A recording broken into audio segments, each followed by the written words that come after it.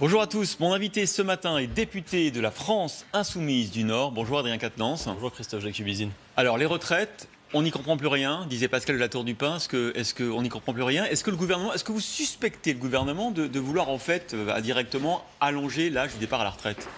Oh oui, on peut le penser. En réalité, le gouvernement lance plusieurs ballons d'essai. Rappelez-vous que sur la question des retraites, au départ, il avait été dit que ce serait le grand sujet avant les élections européennes. Puis on comprend pourquoi, ils ont décidé de le reculer après les élections européennes, mais déjà ils testent un peu leurs recettes. Quel est l'objectif du gouvernement? C'est de passer du système de retraite que nous avons aujourd'hui à un système de retraite par points qui voudrait que tout le monde parte d'une même ligne de départ, cumule des points tout au long de sa carrière et en fin de carrière convertisse la besace de points avec un coefficient de conversion en pension de retraite. Et le gouvernement dit que c'est plus juste parce que, comme vous venez de le décrire, tout le monde serait traité de la même manière. Je vais vous expliquer pourquoi justement ça ne l'est pas. Parce que notamment dans la valeur du coefficient qui détermine ensuite votre niveau de pension, parmi les pistes évoquées, il y a le fait de dire le coefficient sera fonction de l'espérance de vie de la génération en cours. La réalité, Christophe Jacubizine, c'est qu'au sein même d'une même génération, il y a une espérance de vie qui diffère selon que vous soyez un cadre, par exemple, ou un ouvrier de 13 années. Donc ça n'est pas plus égalitaire. Surtout, je me mets en garde sur une chose, c'est que la capacité va être réelle de diminuer la valeur du point chaque année et donc, en fin de course, de diminuer la valeur des pensions. D'autant que vous ne pourrez pas anticiper à l'avance quel sera le montant de votre pension de retraite. C'est pour ça qu'Agnès Buzyn, dimanche, au grand jury RTL-LCI Le Figaro, disait, justement, parce qu'on sait que bientôt 2 actifs vont devoir financer un retraité, eh bien, allongeons l'âge de départ à la retraite, comme ça au moins il y aura plus d'actifs pour financer les retraités et on ne baissera pas les pensions. C'est une mauvaise idée. D'abord, souvent ce raisonnement, il s'appuie sur le fait, souvent répété par les membres du gouvernement, que comme on vit plus longtemps, il faudrait travailler plus longtemps. La vérité, c'est que idiot comme remarque. Mais la vérité, c'est que ces gens-là oublient de vous dire que si l'on vit plus longtemps, c'est précisément parce que la durée du travail s'est diminuée dans la vie, parce que la médecine dans la a fait semaine. Des progrès. Pas seulement, Christophe Jacqueline, je vous demande de regarder. À chaque fois que la durée du temps de travail dans la semaine ou dans la vie par l'âge de départ à la retraite a reculé, l'espérance de vie a augmenté. Est-ce que l'espérance de vie elle est plus faible chez nos voisins européens qui partent plus tard à la retraite? Il faudrait regarder, mais en réalité, on voit qu'il y a un lien de causalité directe entre la diminution du temps de travail et l'espérance de vie. Qui plus est, même si M. Delevoye dit on maintient l'âge légal de départ, la réalité, vous le savez comme moi, c'est que même si l'âge légal de départ n'est pas modifié, si vous arrivez à cet âge légal et que votre niveau de pension est ridicule, vous allez bien évidemment, pour pouvoir maintenir votre niveau de revenu, être encouragé à continuer à travailler. La retraite par points, moi je vous le dis, c'est le travail sans fin. Mais votre solution, c'est quoi? C'est on augmente les cotisations pour assurer une bonne pension aux retraités? Mais regardons précisément. Aujourd'hui, si vous augmentez les salaires de 1%, par exemple, vous avez à peu près 2,5 milliards de cotisations en plus. Donc quand nous proposons, par exemple, la hausse du SMIC et le fait d'augmenter les salaires, qui plus est, c'est vertueux pour l'économie parce que ceux qui gagnent un peu de salaire ne vont pas aller faire d'État avec, mais vont consommer, ce qui va relancer l'activité. Mais qui plus est, ça bénéficie au financement des retraites. Autre exemple, si vous créez 100 000 emplois aujourd'hui, on peut estimer que vous avez à peu près 1,3 milliard de cotisations supplémentaires. Parce qu'on est en sous-régime, qu'on n'arrive pas à financer. Mais évidemment, vous savez, dans l'économie, tout est lié. Si vous augmentez un peu les salaires, vous relancez la machine. Si vous créez de l'activité, enfin aujourd'hui, regardez, on parlait à l'instant, j'entendais sur votre plateau précédent, de chômage. Il y a aujourd'hui dans ce pays une véritable pénurie d'activité. Il faut oser le terme. Il y a en moyenne un emploi à temps plein non pourvu pour 40 chômeurs. Alors qu'il y a 8,8% de chômage. Ça montre bien qu'il y a un problème de création d'activité, que nous avons une hyper-financiarisation de l'économie qui empêche la machine de repartir. Et moi, je serais plutôt soucieux qu'on relance l'activité sur d'autres bases. Et par exemple, la question climatique, la planification écologique devrait le permettre. Alors, on va évidemment parler de cette question climatique avec ces manifs pour le climat, mais je voudrais quand même qu'on revienne avant sur les violences du week-end dernier, les Gilets jaunes. J'ai une question. Est-ce que vous êtes indulgent à l'égard des Gilets jaunes? Est-ce que vous êtes complice des Gilets jaunes? La France Insoumise. Je ne suis complice des Gilets jaunes. En tout cas, moi, je soutiens ce mouvement dans la mesure où j'estime que les revendications, les mots d'ordre qu'il a mis en circulation sont extrêmement positifs. Après, j'ai eu l'occasion de dire, et je redis sur votre plateau, que je ne suis pas d'accord avec les violences. Je suis opposé aux stratégies de violence en politique, d'abord pour une raison qui n'est pas sur le terrain de la morale, mais qui est stratégique. C'est que je considère que ces images et ces casses, ces violences urbaines, rabougrissent le mouvement et le rendent invisible. La vérité, c'est que pour avoir un rapport de force qui permette de mettre le gouvernement devant ses responsabilités sur le fond, il nous faut des manifestations de masse qui se passent pacifiquement et qui permettent à tout le monde de venir sans se soucier de sa sécurité. Donc je regrette aussi une chose, c'est que vous savez, cette situation regrettable, bien évidemment, il y a les casseurs qui sont identifiés. On se pose d'ailleurs la question de savoir pourquoi le gouvernement ne parvient pas à les neutraliser. Oui, et puis vous avez des gilets jaunes qui manifestent depuis plusieurs mois. Et je m'inquiète de voir que certains finissent par impatience, parce qu'ils n'en peuvent plus, parce qu'ils n'ont pas de réponse politique, par considérer que la violence serait une solution. Mais la responsabilité de cette affaire, elle incombe directement au gouvernement, qui a choisi depuis 14 semaines la stratégie du pourrissement et qui préfère la réponse exclusivement sécuritaire plutôt que de parler du fond. Alors on va voir ces différents points, parce que vous avez soulevé plein de questions intéressantes. On va d'abord écouter le Premier ministre, il y a 2 jours, qui justement évoquait une forme de complicité de ceux qui soutenaient les Gilets jaunes. On l'écoute. Un certain nombre de personnalités, et je mets personnalités entre guillemets, ont encouragé et légitimé les violences et continuent à le faire sans vergogne. J'ai demandé au ministre de l'Intérieur de saisir systématiquement la justice à leur encontre en utilisant les dispositions de l'article 40 du Code de procédure pénale. Adrien Quatennens, est-ce que vous vous sentez visé par ce qu'il Premier ministre ? Est-ce que certains leaders de la France insoumise, peut-être plus virulents que vous, peuvent se sentir visés et peuvent être inquiets du fait que le Premier ministre demande au préfet, au nom de l'article 40, peut-être d'incriminer ceux qui soutiennent les casseurs et les gilets jaunes ? Absolument pas. Pour la raison que la France insoumise est une force politique républicaine qui a toujours signifié haut et fort, à l'écrit comme à l'oral, qu'elle était opposée aux stratégies violentes et qui a toujours dit qu'elle souhaitait des mobilisations pacifiques. Et même d'ailleurs, je dois vous le dire, qui quand elle participe à des mobilisations est plutôt garante du fait que ça se passe avec bien. Votre service d'ordre de sécurité. Effectivement. Maintenant, je veux dire qu'il est temps pour le pays de sortir de l'impasse dans laquelle le gouvernement l'a conduit. Parce qu'en choisissant la stratégie du pourrissement au moment où montait dans le pays au tout début une colère qui était tournée sur la question de la vie chère, le gouvernement nous a mis dans cette situation. Et aujourd'hui, le grand débat national, dont on voit d'ailleurs bien le succès plus que limité, parce qu'on a à peu près 160 000 contributeurs, même si il glosse sur le nombre de contributions, c'est très peu. C'est 1 à 2% des Français, on a regardé. C'est absolument rien, sans compter que les tirés au sort pour y participer disent on ne veut pas y participer. Pourquoi ? Ils devraient s'interroger. Pourquoi est-ce un échec ? Parce que dès le départ, Emmanuel Macron avait dit que ça ne changerait pas le cap présidentiel et que les grandes trajectoires ne seraient pas mises en cause. Il promet des mesures fortes, le président, maintenant. J'attends de voir. Mais il promet des mesures fortes, mais regardez un peu la provocation. Alors que, au-delà même des gilets jaunes, parce que vous le savez ça, Christophe Jacubizine, avec ou sans gilets jaunes, avec ou sans participation à des manifestations, avec ou sans violence d'ailleurs, la majorité des Français sont d'accord avec les problèmes soulevés par les Gilets jaunes, sont d'accord avec la plupart des revendications. Vous le savez, vous, que les Français sont d'accord pour rétablir l'ISF dans leur grande majorité. Vous le savez aussi qu'ils sont d'accord avec l'instauration du référendum d'initiative citoyenne. Vous avez été amené à commenter ces enquêtes d'opinion. Pourquoi, encore une fois, Emmanuel Macron balaie ça d'un revers de la main ? De la même manière, lorsqu'il y a vendredi des marches climat à travers tout le pays, tenues notamment par la jeunesse, au sein de l'hémicycle, la majorité parlementaire voter pour poursuivre l'exportation des pesticides. Est-ce une provocation ? Pendant 3 ans.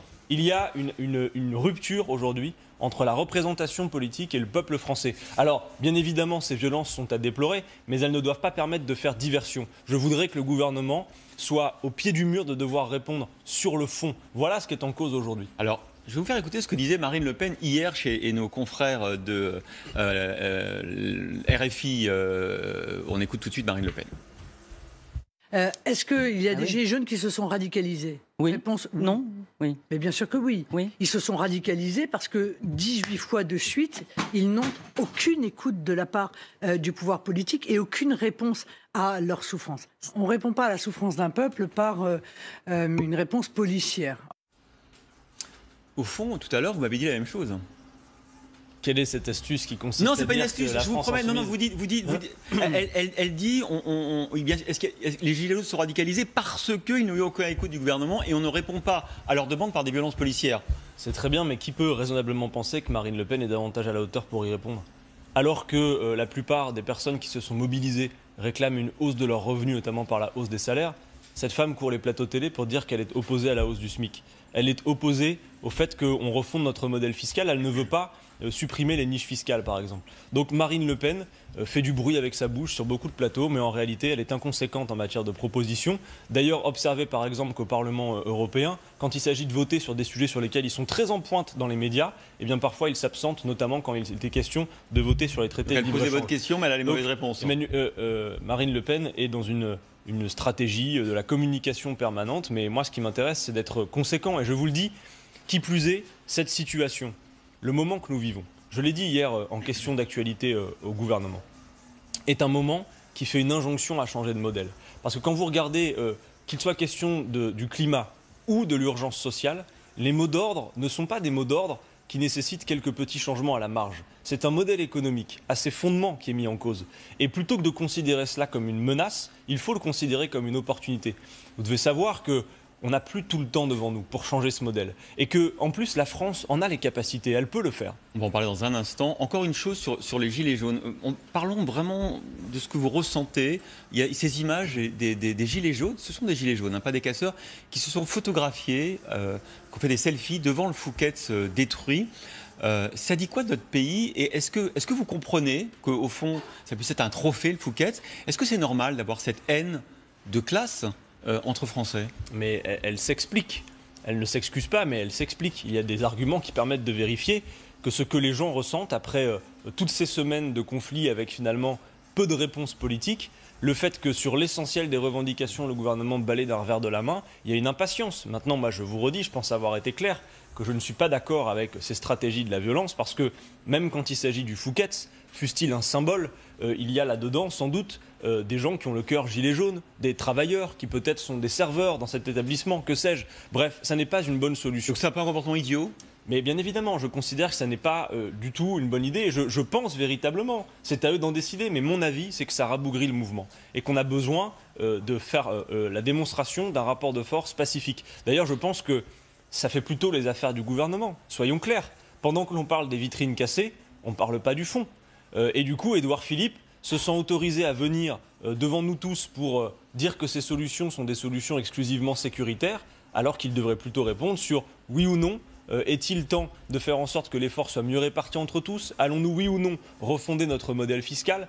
Allons-nous, oui ou non, s'occuper véritablement du changement climatique et de relancer l'activité du pays? Voilà les vraies questions auxquelles ce gouvernement ne veut pas répondre, puisqu'il fait diversion depuis le début du conflit. Alors la réponse du ministre de l'Intérieur, c'était notamment hier devant la commission d'enquête du Sénat. Écoutez comment Christophe Castaner explique la suite. Et la responsabilité du maintien de l'ordre public relève du préfet de police. Des décisions ont été prises au sein de la préfecture de police qui manifestement ne sont pas remontées au préfet de police, et c'est un dysfonctionnement grave. C'est la raison pour laquelle, sans remettre en cause l'homme, nous avons souhaité qu'il y ait une reprise du management au sein de la préfecture de police. Il ne s'agit pas de remettre la main, mais de faire en sorte que ce défaut de management que nous avons connu samedi dernier et dans la préparation de samedi dernier soit réglé. Est-ce que ça vous choque? Est-ce que c'est vraiment utiliser un fusible pour se disculper soi-même, ou est-ce qu'il a raison? Cette équipe est à la ramasse. Voilà. Et en République, il y a des responsabilités politiques. Et en ce qui concerne le maintien de l'ordre, la responsabilité politique, elle incombe directement au ministre de l'Intérieur, qui depuis le début de ce conflit a fait le choix des tensions, de la répression, a refusé de voir que, même si c'est vrai, il y a des violences chaque semaine du côté des manifestations, il y a également eu beaucoup de blessés côté manifestants. Il y a eu, vous avez vu, cette mise en cause du Conseil de l'Europe et de l'ONU sur le fait que la France utilise des armes de guerre contre des civils, des emplois qu'on peut juger abusifs des LBD. Vous avez vu tous ces chiffres absolument ahurissants. Déjà, la responsabilité de Christophe Castaner était mise en cause. Mais les policiers ont bien fait de s'abstenir d'utiliser LBD, ou est-ce qu'ils doivent, on va le faire samedi prochain, l'utiliser massivement? Se sont-ils véritablement abstenus de les utiliser? J'ai observé que ce week-end encore, il y a eu de nouvelles fois des ministres de l'Intérieur dit qu'il y a eu des instructions données sous le préfet pour ne moins utiliser les LBD. Bien évidemment. Le résultat est le suivant, c'est qu'alors que c'est sa responsabilité comme ministre de l'Intérieur, il fait sauter des fusils dans la hiérarchie policière. Je crois que ce n'est pas le comportement digne d'un homme d'État et d'un chef qu'il est censé être. Christophe Castaner doit assumer ses responsabilités et s'il veut se conduire en homme d'État, sa responsabilité aurait dû lui dicter de présenter sa démission au président de la République. Voilà ce qu'il devrait faire aujourd'hui, plutôt que de se défausser bassement comme il le fait avec les différentes strates de la hiérarchie policière. Comment on se sort du grand débat et plus généralement de cette crise? Est-ce que vous souhaitez toujours une élection législative anticipée, par exemple? Écoutez, je crois clairement qu'aujourd'hui, dans la mesure où le président de la République a dit dès l'entrée en matière de ce grand débat qu'il ne serait pas en mesure de changer le cap présidentiel. La vérité, c'est qu'avec ce grand débat national, Emmanuel Macron a cherché à gagner du temps pour lui, mais en cherchant à gagner du temps pour lui, il en a fait perdre, de mon point de vue, à tout le pays. Parce que les propositions qui étaient sur la table avant le grand débat sont toujours sur la table à l'issue du grand débat. Donc, Comment on se sort de la situation? Effectivement, quand il y a un tel conflit de légitimité entre la représentation nationale qui vote d'une façon et un pays qui, par-delà les manifestations d'ailleurs, réclame certaines choses en termes de revendications, normalement, pacifiquement, en républicain, ce que nous devons faire, c'est de retourner aux urnes et de trancher cette question par le vote, effectivement. Éventuellement, ce qui aurait été possible de faire, c'est un grand débat qui soit véritablement conséquent. Et donc un grand débat, que j'appelle de mes voeux, un débat constituant, qui fasse en sorte que le peuple se retrouve autour de la table. La 6e République que vous Évidemment, mais je pense que, vous savez, c'est pas folklorique cette affaire. Je crois qu'au point où nous en sommes, c'est absolument nécessaire de se dire, compte tenu de la situation, compte tenu de ce que l'on voit dans le pays, compte tenu de l'abstention considérable, de la défiance qu'il y a entre la représentation politique et le peuple français, c'est le moment de prendre le temps de se remettre autour de la table et de discuter de quels droits on se reconnaît les uns les autres, quelles règles institutionnelles on se donne pour avoir un contrat qui nous permette de refaire peuple tous ensemble. Et quel modèle de développement on propose? On a vu samedi 10 fois plus de manifestants dans les rues que les Gilets jaunes avec cette marche pour le climat. La veille aussi, les lycéens s'étaient mobilisés dans toute la France, 10 fois plus nombreux, mais pas 10 fois plus de bruit dans les médias. Alors, qu'est-ce qui se passe dans le pays? Est-ce que finalement, c'est plutôt les Gilets jaunes qu'il faut regarder ou plutôt la jeunesse et les Français qui se mobilisent pour le climat? Mais d'abord, il ne faut pas opposer les deux parce que de manière très claire, et les mots d'ordre mis en circulation le disent, c'est que qu'il s'agisse de la fin du monde ou de la fin du mois, ce sont les mêmes responsables qui sont mis en cause. Et vous croyez que c'est les mêmes manifestants? Bah écoutez, moi par exemple, je me trouvais à Lille et il y avait la jonction entre les Gilets jaunes et les marches climat. Donc il ne faut pas les opposer juste parce qu'il y a quelques images qu'on a pu voir sur les Champs-Élysées. Dans la plupart des villes de France, les deux se sont regroupés. Vous croyez que ce sont vos électeurs aussi, potentiellement? Mais la question ne se pose pas en ces termes. Enfin, on serait vraiment mal inspiré de faire de la politique politicienne face à une telle mobilisation. Est-ce que vous les entendez? Est-ce que vous leur proposez des choses? Alors évidemment, moi j'ai observé d'ailleurs les choses, c'est que les pancartes notamment et les revendications de la jeunesse par rapport au climat, c'est pas juste verdir un peu le programme libéral d'Emmanuel Macron, c'est pas juste l'environnement, c'est important. Regardez bien les pancartes. C'est un système économique à ses fondements qui est mis en cause. Parce que la question qu'il faut trancher aussi dans le débat climatique, c'est oui ou non, compte tenu de l'urgence climatique et de l'urgence temporelle. Parce que je l'ai dit, le GIEC nous dit, vous avez 12 ans pour changer de modèle. Ouais. Après, c'est trop tard. 12 ans après, c'est trop tard. Pas pour verdir un peu comme le fait Emmanuel Macron, interdire les touillettes en plastique, ou que sais-je. Pour changer de modèle économique, pour faire en sorte que la règle au-dessus de tout, c'est pas produire moins cher pour le vendre, c'est faire en sorte qu'on ne prenne pas davantage à la nature que ce qu'elle peut reconstituer. Mais on peut le faire nous, avec la règle nous verte. Français ou nous Européens, si le reste du monde n'en a rien à faire. Mais Christophe Jacubizine, la question qui se pose, c'est pas est-ce qu'on peut le faire. D'abord, oui, on peut parce que les compétences techniques, les savoir-faire scientifiques existent. Il manque plus que la volonté politique et les moyens financiers. Et c'est clair que là, les Français se disent on ne va pas inverser les 12 ans si le reste du monde, les Chinois, les Indiens, les Américains, ne font pas comme nous. La France, ce qu'elle fait est observée à l'échelle de l'Union européenne et est méditée à travers le monde entier. Si la France décide d'ouvrir la voie sur cette question, elle sera suivie. De toute façon, nous n'allons pas avoir le choix. Christophe Jacubizine, aujourd'hui, nous en sommes à cette époque où dans notre pays, l'air que l'on respire tue. D'accord, l'air que vous respirez, 67 000 décès prématurés par an. De la même manière, ce que vous mangez vous empoisonne. N'y a-t-il pas un modèle qui marche sur la tête ? Est-ce que l'on ne peut pas faire autrement? Si, je le crois. D'ailleurs, il y a plein d'initiatives à travers le pays qui le prouvent. Il y a des agriculteurs qui se passent très bien des pesticides, pour autant que la plupart du modèle agricole aujourd'hui soit hyper dépendant. On peut faire autrement. Et je vais même vous dire une chose, c'est qu'au-delà du défi qui est à solder, qui met en cause la pérennité de la vie humaine sur Terre, même si je prenais l'affaire climatique sous le prisme macroniste de l'économie uniquement, je crois que c'est une formidable opportunité de relance de l'activité. Parce qu'imaginez bien que changer de modèle énergétique, changer de modèle agricole, appeler à faire en sorte que la règle verte soit respectée, c'est un propulsif pour toute l'activité. Et admettez que c'est plus enthousiasmant que demander au pays de se lever pour faire la compétition généralisée dépourvue de sens. Voilà ce que nous devons faire, nous pouvons le faire, même si, je dois le dire, les traités actuels de l'Union européenne nous en empêchent. Par exemple par le fait qu'il faut investir beaucoup d'argent. Le GIEC dit c'est 2100 milliards d'investissements à l'échelle de la planète. Eh bien, dans le cadre des traités actuels et la règle des 3% de déficit, nous ne pouvons pas le faire. Voilà aussi pourquoi le débat des européennes sera essentiel pour savoir qui sont les écologistes conséquents. Je vous réinviterai pour parler de l'Europe. Merci beaucoup, Adrien Quatennens.